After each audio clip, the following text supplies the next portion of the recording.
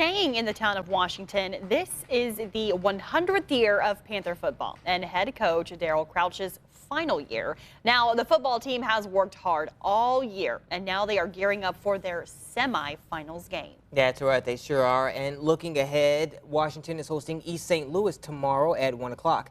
And WBD's Sandra Chapman joins us now live in studio. So, Sandra, tell us, how is the community feeling about this big game?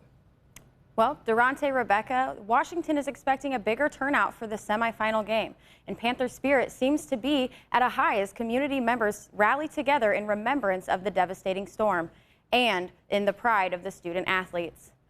Former members of the community are traveling back to the area just for the game. You can see flags adorning orange and black all over the town, students wearing semifinal t-shirts and hoodies during school, and individuals from the surrounding communities looking to attend the big game. I remember going down to that game in Sacred Heart and just seeing the whole community come together. Hopefully we can have that same environment here, the whole community here. It is like almost like the stars aligning. As you can see, I dug out my 2013 Mid-Illini Championship, top, and I did that on purpose today. WMBD's Kurt Pegler will have more on the Washington Panthers later in sports. Durante?